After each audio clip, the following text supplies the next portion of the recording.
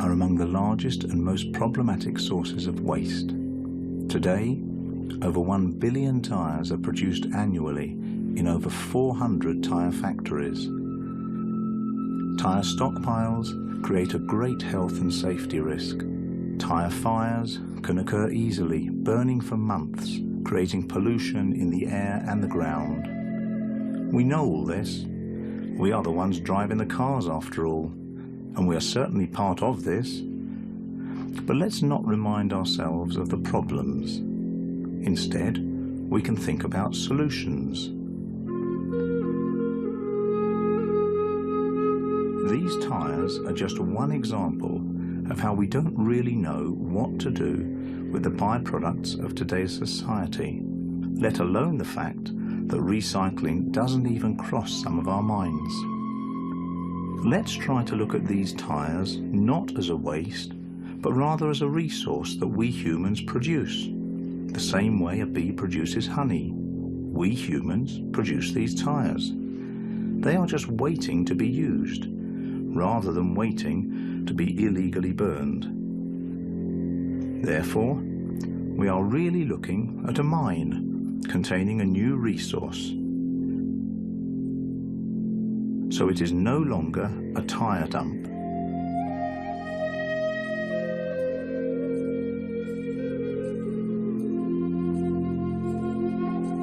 The following is a group of people that has found a very good use for these tyres, and this is just one of the many problems they have found a solution for. So let's meet them.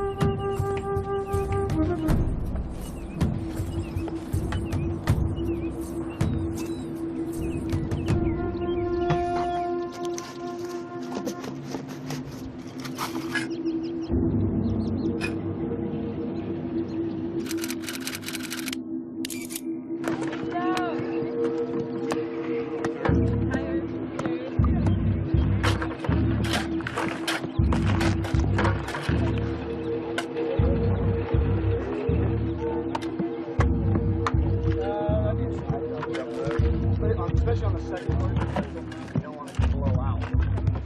Never want it to blow out. This is tyre pounding. You start by placing cardboard inside the tyre, then you fill it up with dirt, and you pound it until the tyre bulges. Hand packs over here. Right, yeah. In the house. You're working on that, right? Gravel and dirt.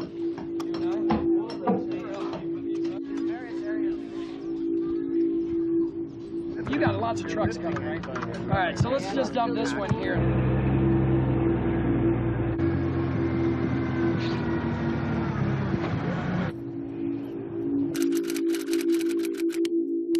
I did a test dig out here yesterday. And you can go down 30. And we can get 30 from sub, right in the middle. What are you, an intern or what?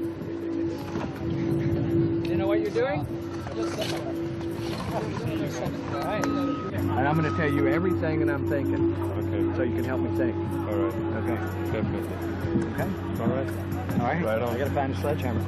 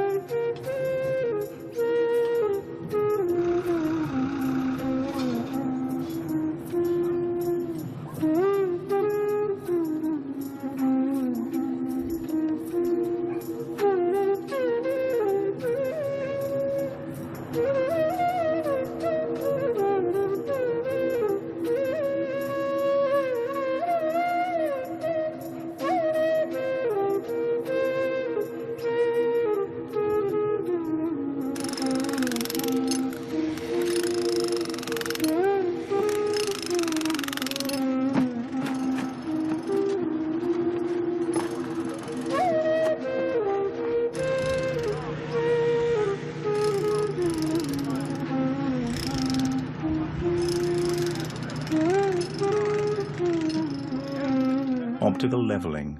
This is performed to define the height differences on ground elevation.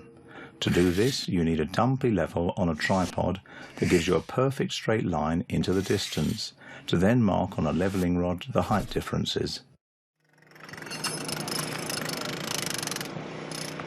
Spirit leveling. This is performed using a spirit or tube level on the already packed tyres to ensure a straight line as every row progresses.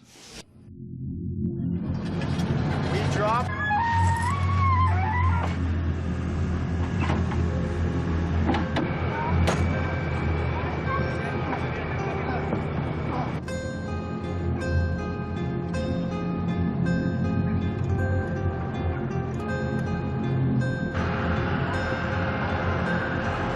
Pay attention. If you understand, you're seeing something, you're curious about it, just pay attention to it. You can ask about it. But you need bodies, and that's the importance of having the interns. And then I think it's important that you guys understand. All right, anything else? Okay, good. Thanks, Mike. Manana.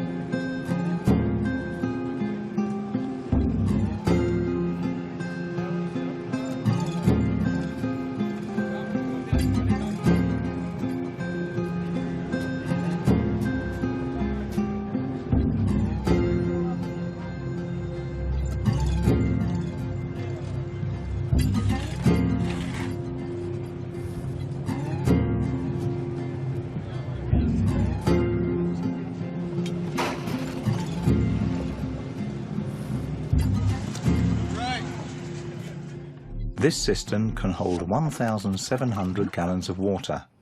There are 3 more on their way, so the total amount of water held will be 6,800 gallons. This particular one is made out of plastic, which is durable and resistant to rust and chemicals.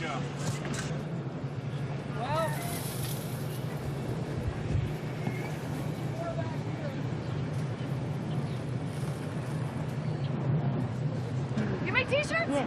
That's the best gift ever! So we can have and so you just have to come over and choose your size and then can you try large?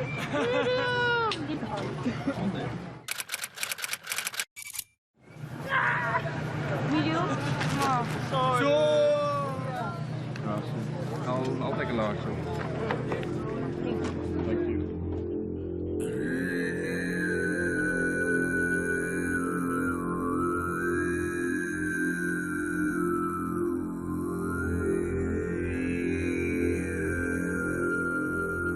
Earthship Biotecture was founded by Michael Reynolds in the early 1970s. Throughout his 40-year career, Michael has built up a team who've developed 3 sustainable housing communities in Taos, New Mexico. At present, the Earthship Biotecture team travel the world building Earthships for people, while also working on developing their communities and concepts back home.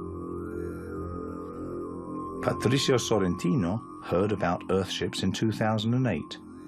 He flew immediately to Taos to meet with Michael.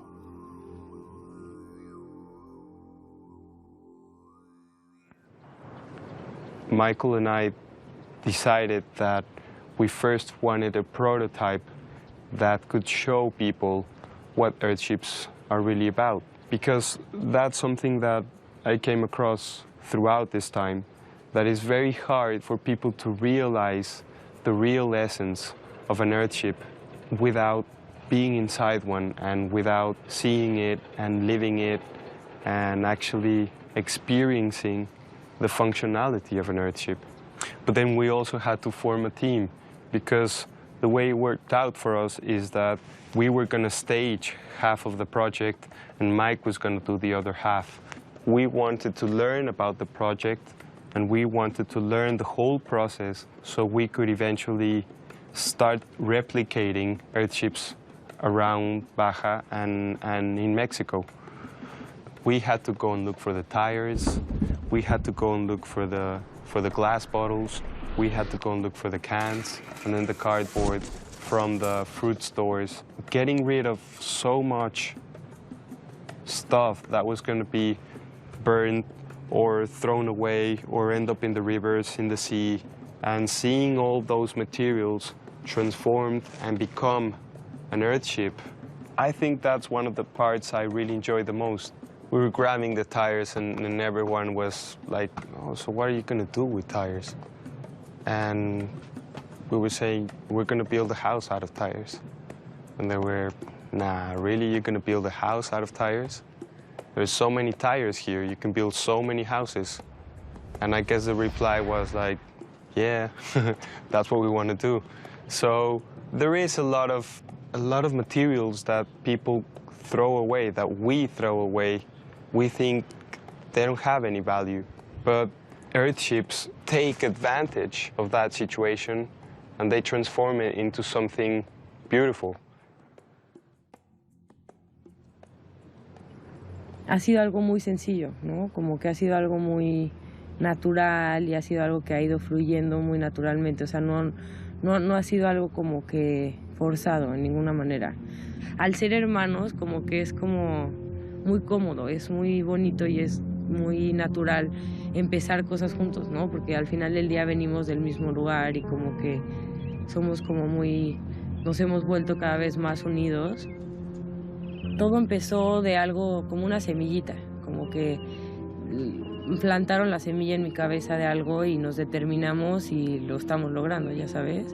Y como que me siento súper afortunada de poder ser parte de esto, de todas las personas que pudo haber invitado a acompañarlo en este camino fue a mí, y que esto también se ha vuelto algo muy para mí, ya sabes, como algo muy mío, como algo muy que me nace mucho hacer, que me gusta mucho hacer, que me ha hecho entender muchas cosas de la vida y de mí, del ser humano y de la naturaleza, y de que al final del día somos todos uno mismo. Me explico, que no es como que nuestra labor en la vida no es cuidar a la naturaleza, es simplemente entender que somos parte de ella, o sea, que somos un ser más dentro de la cadena alimenticia.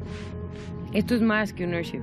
O sea, un Earthship es un principio, es como una manera de vivir, ¿no? Y como que cambia un poquito el concepto de tu vida, de que tú tienes que trabajar para vivir y no trabajar en tu vivir. O sea, sí te puedes sostener a ti mismo, puedes crear tu propio alimento, puedes crear tu propia agua, tu propia energía, etc. No necesitas el dinero para comprar todas esas cosas, ¿no?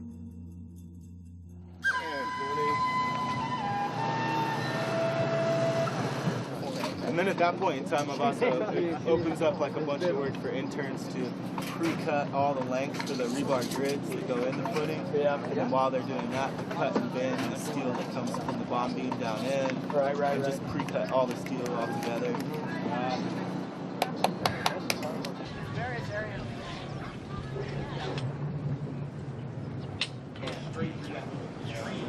Straight.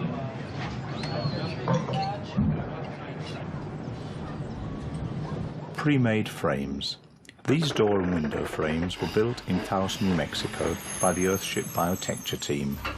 Then they were shipped to Todos Santos before the build began.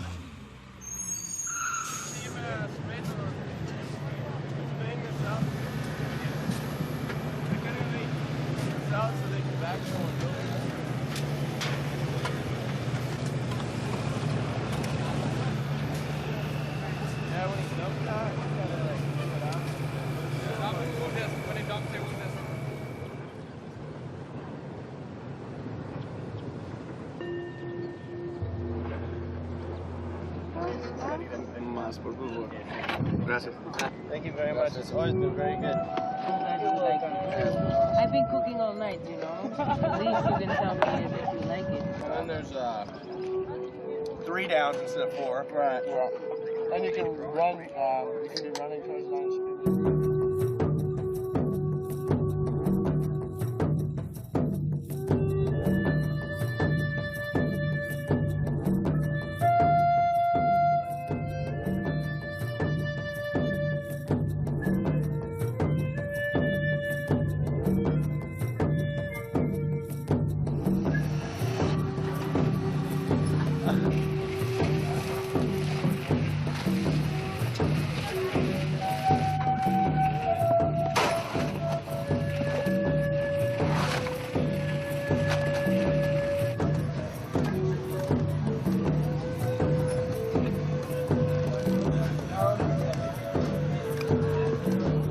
Can walls. Cans are used to build some of the walls. They help fill up the mass and reduce the amount of cement needed. They are easy to lay, easy to learn, and of course, by using them, we are recycling garbage.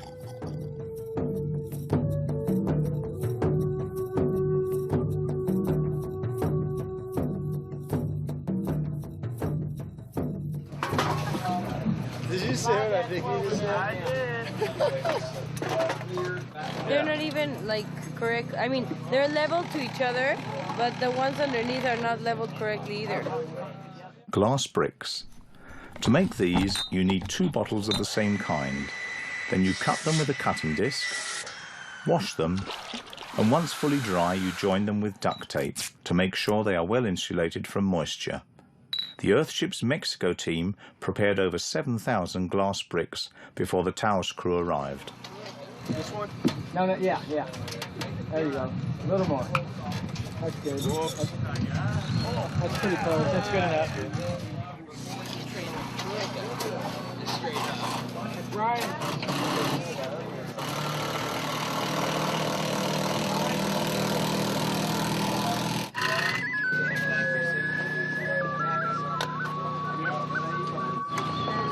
I'll take some. Celia.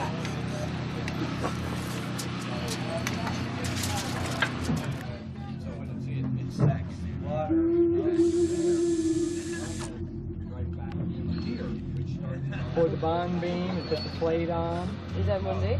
And put these window boxes up and put the beam on. Get ready for the beam.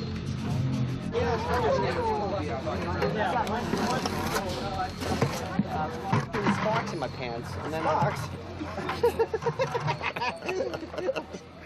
I love what I read.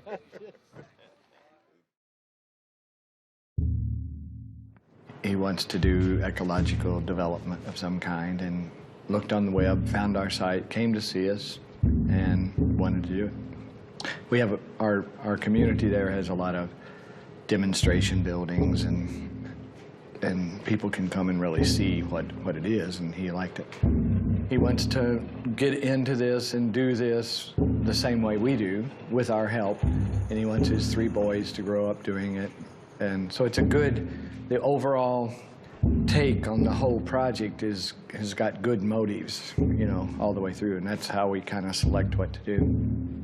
It's a lot like we're your guides and your Sherpas, and you're climbing Everest. You know, that's kind of the way we set it up.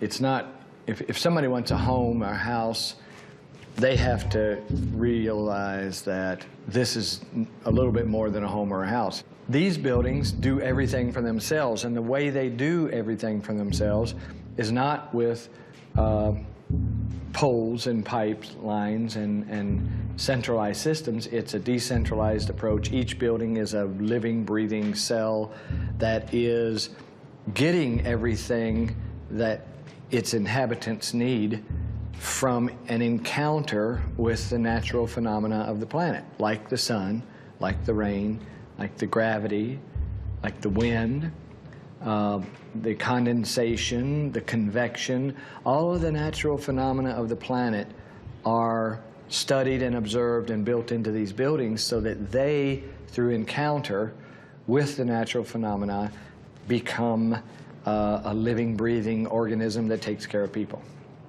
and doesn't need fossil fuel. This is a machine. Like you go to the Ford Motor Company and you buy a Ford, you don't tell them, I want a Ford that's two-story and has, 8 wheels and whatever. You say, you pick from 3 or 4 choices, and they are the people that design the automobile that goes down the road.